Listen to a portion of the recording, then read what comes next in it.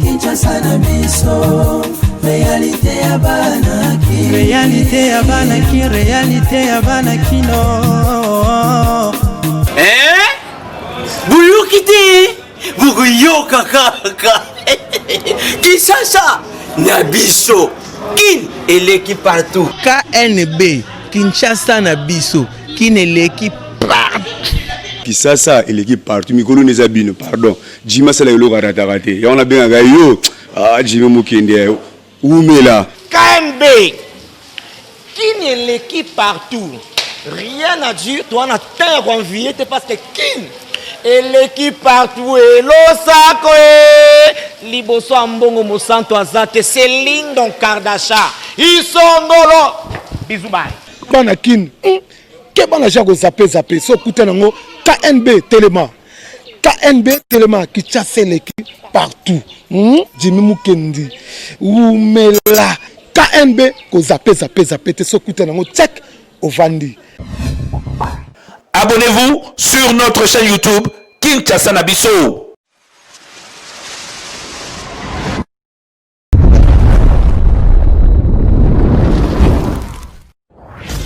Mbote na bino bandi na biso ya magazine na biso KNB o eza toujours wana pona ko informer bino. Pe pona ko lakisa bino ba réalité ya ville à Kinshasa.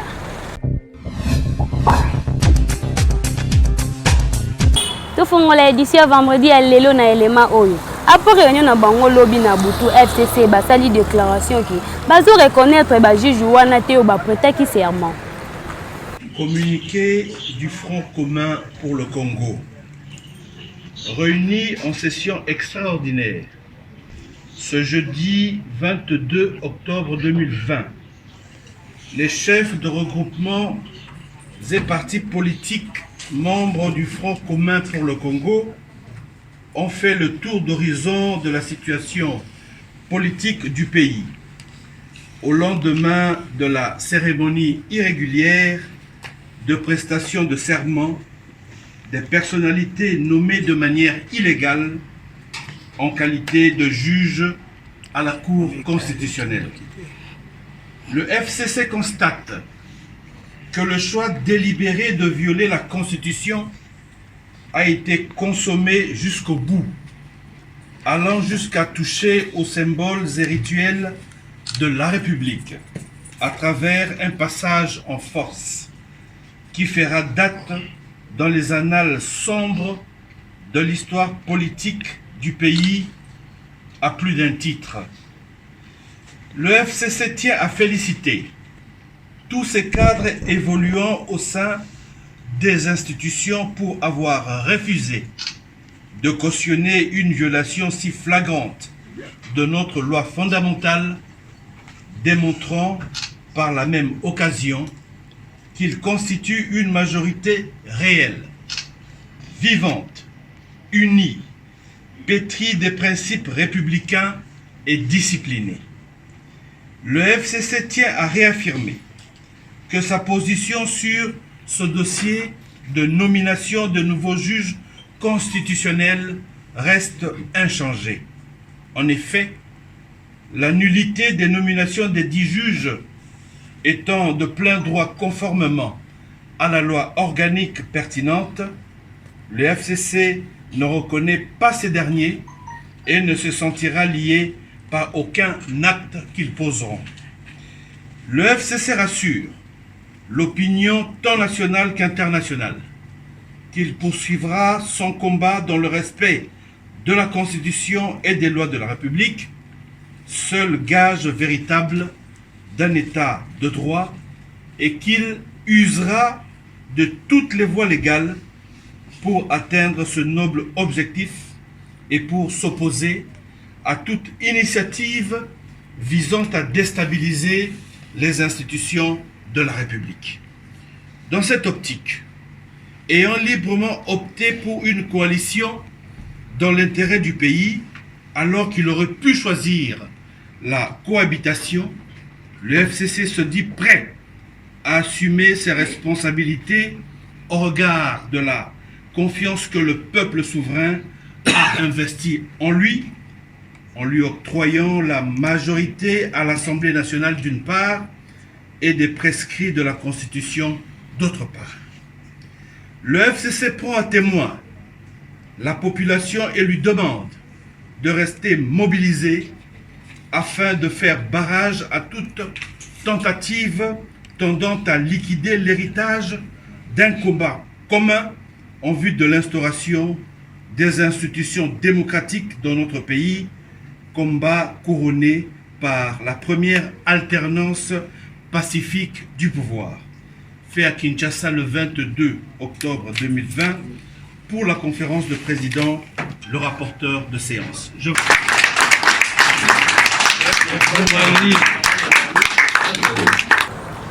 Population congolaise a réagi sur une déclaration ya FCC Oyo à lobby malgré prestation ya serment ya 3 juges wana bango bazo reconnaître bango te. Ba juge ba biso toyebi ba juge wana parce que bazali nommé par président de la République les garants de la nation. Biso nde toyebi ba juge wana bango bakoki ko imposer te parce que bango baza bato yo basi batika makambo ya FCC cash wana batikela biso tota la vision tozo kende nango ya président de la République. Ouais, azo mema biso kino na suka. Mais ceux qui bakolanda fati beto fo na suka bakomona mai ekozindisa bango parce que mai eza mokili. Toza na kati na mokili bango bazo ebelo kezo lekate. Ceux qui ba compliqué pona fati pona keno atambwisa mboka na mindondo bango bakokoka te parce que ta na bango elekaki. Oyo toza ta oyo tozo landa bana Israël balongwa na boumbu na Egypte bakende na terre promise po ete tobuka mbuma oyo nzamba alaki pona biso tozwa batika ba jijo wana baza confirmer biso tondimi bango peuple congolais parce que président de la République ndé motaza mokonzi ya mboka message na bango wana eza ko engager biso lelo mote mais biso mo peuple congolais to découvrir que banguna ya mboka pe banguna ya peuple congolais balingaka pasi ya Congo ko pasi oto uti oto ozana ngona tina mboma ya lelo biso mone to pesa président biso chance bango batikala ko pesa chance te bango bazangaki basala ba pesa eloko na sima basala bakoka jambe mais na fonctionnement oya l'état ndenge esengi na mibeko ya l'état yango wana yazo sala yeti le tisiko na tikali ko violer constitution te bazolo baluba tikali ko violer constitution te biso peuple congolais susi na biso eza amema biso esika oya linga ke na biso eza ke biso peuple congolais to profiter na autre za ngo posa mingi tozela mingi pa na ye na otozi yango te mais souci na biso eza ke bato wana baza bata mabe baza bato osangana na bango lisu te bango balobi to wana ba coalition na bango kaka bango wana baotia biso bakoka jambe na pouvoir donc bango baza na bato moto kabwana bango libela ti suka to tikaka président to kande président oloba na pourquoi au président oloba na pourquoi to Rolanda totosa ko biso peuple congolais to wana simana bango peuple bango balobaka wana peuple bapesa ba machette peuple bakendaka la basimbisi bango minduki biso to peuple wana te hôtel ara maloba président na poko bon ezali so na mutakoi na vélo parce que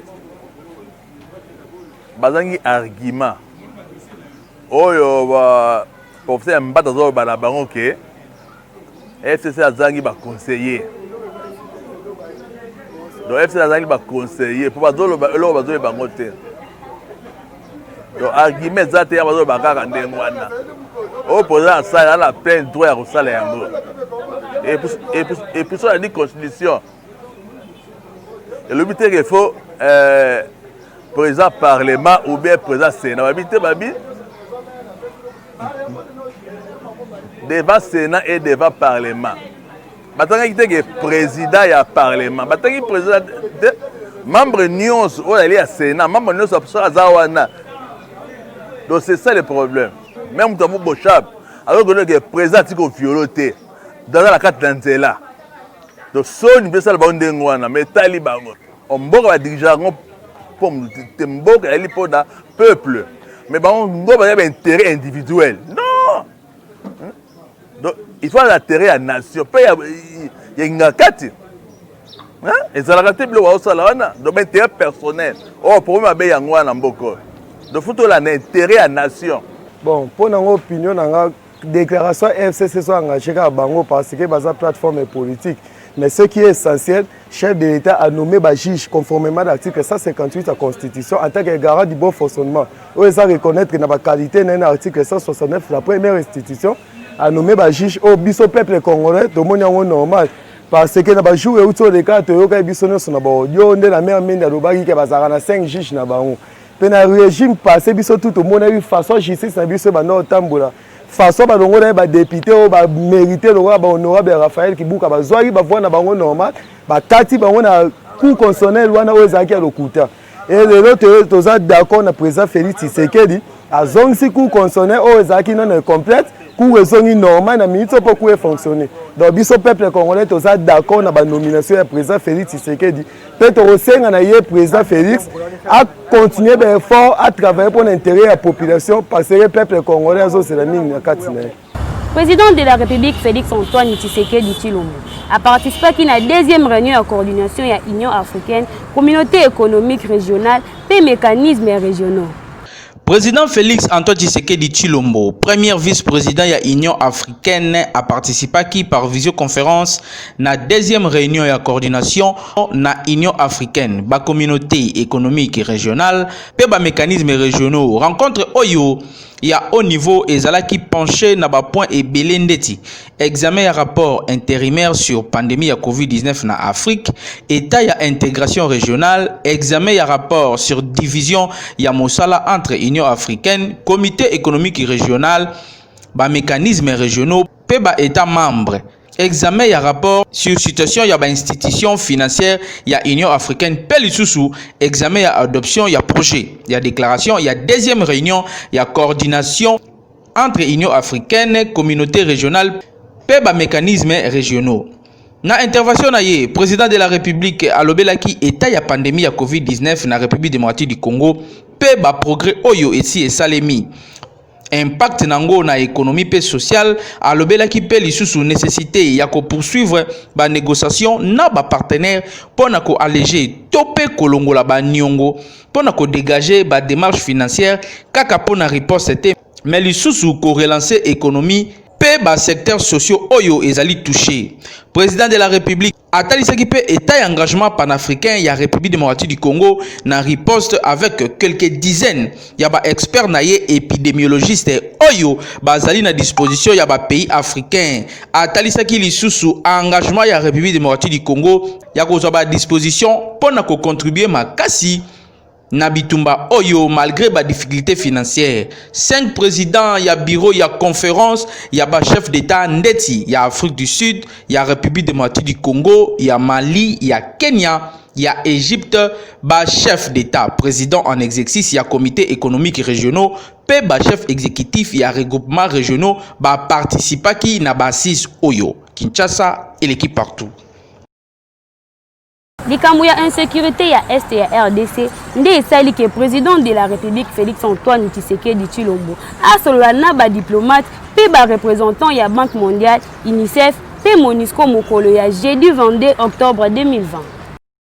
Ba ambassadeur ya France, Belgique, Grande-Bretagne, Canada, Suisse pe Union européenne na oyo ya États-Unis d'Amérique pe ba représentant ya Banque mondiale, MONUSCO bazalaki na réunion moko na mokonzi ya mboka Félix Antoine Tshisekedi Tshilombo mokolo ya jeudi oyo eleki 22 octobre 2020 pona likambo etali insécurité na Est ya République démocratique du Congo. Ezalaki likambo ya ko examiner ba moyen ya ko zongisa kimia ya solo pe stabilité na partie Est ya République démocratique du Congo. Programme ya démobilisation, désarmement pe réinsertion oyo babengaka DDR yango pe elobamaki na lisolo na bango. Ambassadeur ya Grande-Bretagne na République démocratique du Congo à Sololi. Nous avons discuté avec le président le concept nouveau de le DDR sur la situation à l'Est et nous avons échangé sur l'importance d'avoir un programme sur le DDR qui est basé sur la stabilisation, qui aide aussi toutes les communautés qui ont souffert de la violence et les actions des groupes armés pendant plusieurs années. Ce qui est important cette fois-ci avec un programme de DDR, c'est que nous mettons fin à la violence en ciblant les groupes armés, mais aussi en ciblant les communautés pour développer et pour rester en stabilité pour l'avenir. Nous sommes très heureux d'avoir entendu le président engagé dans ce sujet et très engagé sur la situation à l'est du pays. Et nous voudrions accompagner un programme et un plan stratégique de la part du gouvernement. Ce qui est important pour nous, c'est d'avoir un point focal avec qui nous pouvons discuter plus en détail et pour impliquer tous les acteurs internationaux qui s'intéressent à ce sujet. Ça inclut les bailleurs de fonds, mais aussi la MONUSCO, et de voir comment une stratégie peut contribuer à une stabilité durable. Kinshasa et l'équipe partout. Groupe ya société allemande bauti ko signé protocole d'accord na RDC liboso ya président de la République Félix Antoine Tshisekedi mokolo ya mardi 20 octobre 2020. Protocole d'accord moko euti ko signamé mardi oyo 20 octobre 2020 liboso ya chef de l'État Félix Antoine Tshisekedi Tshilombo entre groupe moko ya ba société allemande p 4 ministères ya République démocratique du Congo ndeti budget, portefeuille, transport p finance. Ezali mingi pona kotonga ba infrastructure ferroviaire na kati ya République démocratique du Congo pe ko moderniser 533 km ya chemin de fer oyo ezali géré na société congolaise ya transport pe ya port ex Onatra na kumoko ya 25 milliards de dollars américains projet moko ya 30 ans oyo ezali fruit ya voyage ya président de la République Félix Antoine Tshisekedi Tshilombo na République allemande. Il va y avoir la construction, la modernisation de 5033 km déjà sous gestion de la SCPT, ex-Onatra, SNCC et CFU, et la construction de nouvelles autres infrastructures ferroviaires. Ça fera au total 10 000 km de rails. Le coût global est estimé à 25 milliards de dollars américains pendant 30 ans. C'est un gigantesque projet qui pourra relier toutes les 26 provinces de la RDC par la voie ferroviaire, révèle ici Jean-Baudouin Mayomambeke. Dès que les partenaires ils rentrent maintenant, ils vont mobiliser les fonds, ils vont nous amener des études de faisabilité, on va s'asseoir ensemble et les travaux pourront commencer. Parce qu'ils ont l'ambition de relier toutes les 26 provinces par voie ferroviaire. Ils vont faire certainement le réseau SNCC, il est connu. Ils vont faire le réseau SCTP, Onatra, c'est connu. Ils vont faire le réseau CFU dans le nord-est du pays. Ils vont faire aussi de nouveaux réseaux, notamment Ilebo, Kinshasa. Là, il n'y a pas de rails. Ils vont descendre même vers Kikwit. Projet Oyo éco-contribué pour la redynamisation ya ba entreprise ferroviaire Peko Pesa Moussala na ba Congolais. Kinshasa et l'équipe partout.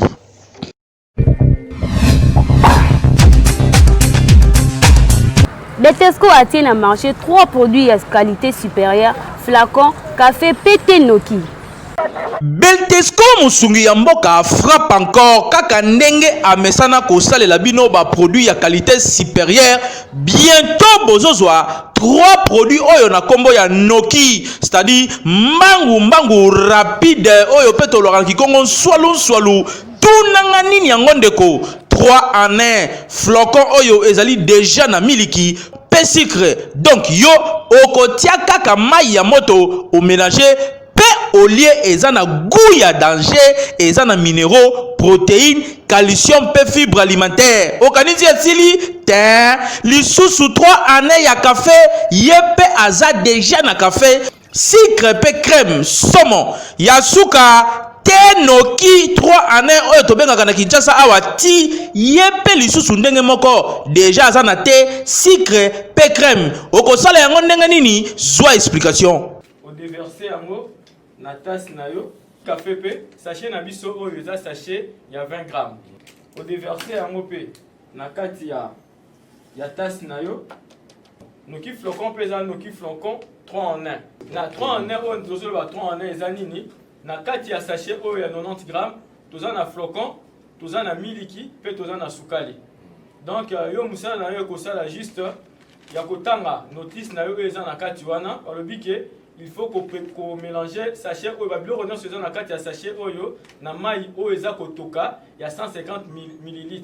Et puis obandi ko bouger mélange na yo wana pendant au moins 3 minutes ti mélange nyonso ekokoma makasi et puis olie yango.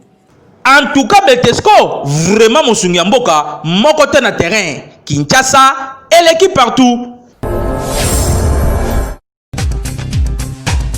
Coaching na lingala eza programme ya sika o eza kosalisa bino pona koyeba masolo na bino ya business pe pona développement personnel na bino pona kolanda yango bo s'abonner gratuitement na chaîne YouTube Jimmy Mukendi le coach.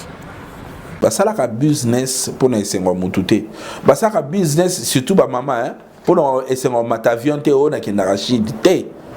Business eza na kendaka Chine te. Business eza na somba biloko moins cher na oteka likolo na gagner bénéfice. Oyo zo gagner wana de business. Mais so depuis bana okende Chine, o gagnera te. Donc c'est okenda no tourisme. C'est pas ça le business. Le coup la mutunyo so ngaka ça profit, ba astuce, ba élément auto ramasser par-ci par-là to lobi, to partager na bino pour na koyeba ko ça la profit à solo na ba business boza ko ça là. Et sengeli na vie na o créer ba revenu passif. Ba revenu passif ezali ba mbongo ekotaka ata yo zati. Ata yo bouger te même mbongo zo okota. Entre autres na immobilier sur za banda ko na yo, tu as des locataires. Tu n'as pas le choix, yo fani na yo. Locataire aza obligé de fin du mois avec sa mbongo na compte.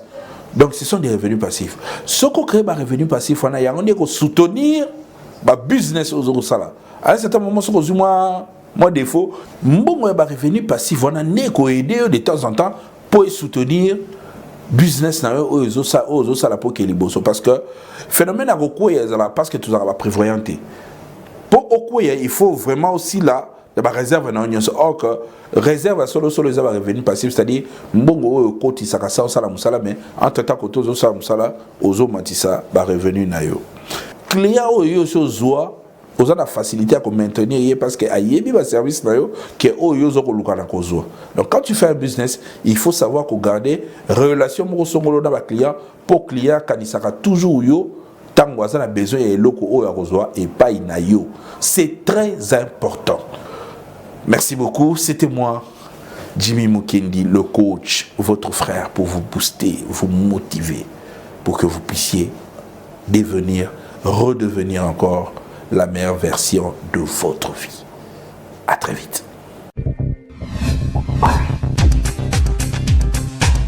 Ba conséquence nini yaka na bana mibali oyo babimaka na baninga na bango mibali donc oyo biso bengaka ba PD. Reportage ya Peggy Lunga. Na ville ya Kinshasa tokoma komona bana mibali mingi kobima na baninga na bango mibali toyebaka te nini nde etindaka bango kisi tokaka milimo mabe tokitaki na terrain pona koyeba ba conséquence nini eyaka na bana mibali oyo babimaka na baninga na bango mibali. Donc eza ba blo mo bo eza na lisumu na makasi na miso nzambe talaka mobali na mobali bozobima to bokomi okoroshe nzambe to eza vraiment bien maté. Donc la conséquence c'est aucun peu paradis te donc c'est le sentiment na mukili bali meba ke suka na yo litoma malamu aete conseil mingi to corriger nzambe te en tant que ba humain nzambe tanga sala mobali ayebile pourquoi sala mobali fa bimana mwasi mobali na mobali tango zo bimana e ba super me wana na ebite ya mninga na mobali ekoti na nzoto na so ko bimana voix nini. Donc tam susu stocker vendre ti à des fois mona to mona ba pede msongo mabumego bongo minena donc zo bate donc pasi kande ya mwana to kwa bane na biso basi basala bino pona mibali boya ba biso ba mibali to za na biso ba beau garçon boya to luka bino boya okuta na tonton na mo boya bien ozana e keno yoko mayo amwa soko molinga basi za mama lamu te donc mingi ma conseil gratuit. Donc, botika moi bloco on a bien te. Pays so abisa biso na tango ya mikolo ya suka makamba bongo ko salama. Eza pratiquement zo la fin du monde. Mais surtout dans un côté sociologique, je vais parler un peu le côté économique aussi peut jouer. Surtout le na Congo. Misala nanu pas ba jeune ezate. Ba jeune be ba se retrouver na makamusu bazali na poso ko sala te. Quand il y a ba contrainte mususu. Tout exemple mon simple. mutu banda lelo banda euro otoza na tongo ti 19h aliete lelo ayo lia na suka muki na suka ngonda esa mi 3 jours so ba proposer ça ngo baleka yo na kana vraiment ya vie ozabe na poso la ta jean asika na poso la ta basket asika pantalon t-shirt oza la propre lo mwa mbali nyonso yango zo mona zo mema batu mingi na bapandi wana ke ba mibali bakomi na bango bana basi peso totali pe lelo monter ya science occulte na monde et même pe ba biloko wana eza bien te to déplorer mais contenir ba conditions et comme ko tinda ba contrainte ngana o mona mingi gouvernement na biso soki lelo ba jeune be ba se retrouver na ba position on n'a pas ce que misale ezate so misale ezali peut-être ba misu ba onimate ba zoye po mutu muso o selo bon aza conscient que lo no sala eza mabe mais azotala ke na sala neni po na xy eloko conseil na opesa bandeko ba sala makambo wana papa wimbo za apasi mais tout ça l'effort toi ba jeune to exploiter force na biso jeunesse et sunga biso poto to exploiter force na biso jeunesse et sunga biso poto zo bilo to za na ngombe ko sanisa nzoto mona mobali na mona mobali ya vraiment na sens te za lifelo mais to comprendre pe que évolution pe ya monde ya lelo na ba bilo musu ba yele biso ba culture musu to limi na Congo bana na ba bima mibali na mibali baza normal te baza bandoki ko nzamba sala ki mwasi na mobali alingi mwasi maya mobali ana kubwa keke na nzoto mwasi e former mwana siko ye mobali tangu moninga ne mobali azui basali biloko wana maya wana ekotie e oke wapi ausali lango nini ezande kindeke zo sala bango bongo ifale basala makasi na bapara na bango bamema bango na ba église po balonga bango milimu wana eza bongo kindeke eza normal po mwana mobali obe za normal akosala biloko wana te ngai mwasi naza normal nakosala biloko wana te nakepa moninga na nga mwasi to akoma mobali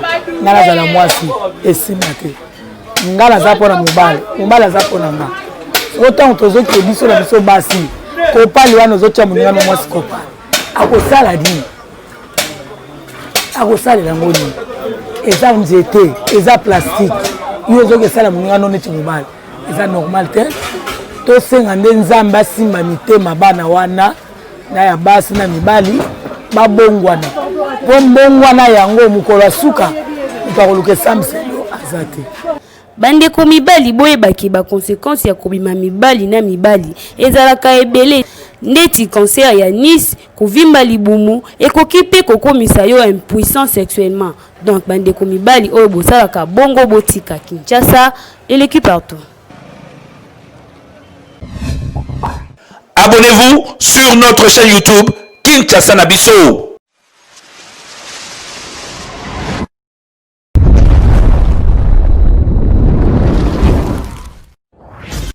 bozalaki ebele ya kolanda magazine na biso kani soki bosepelaki na édition ya vendredi ya mokolo na lelo tika topesa merci na équipe rédactionnelle na biso mobimba ya kani Peggy Lunga azalaki na nsima ya caméra Nathan Siata na réalisation pe na coordination ya Jimmy Mukenzi kaka ndenge tomesana koyebisa bino botikala toujours scotché branché na chaîne YouTube Kinshasa na biso Kinshasa et l'équipe partout.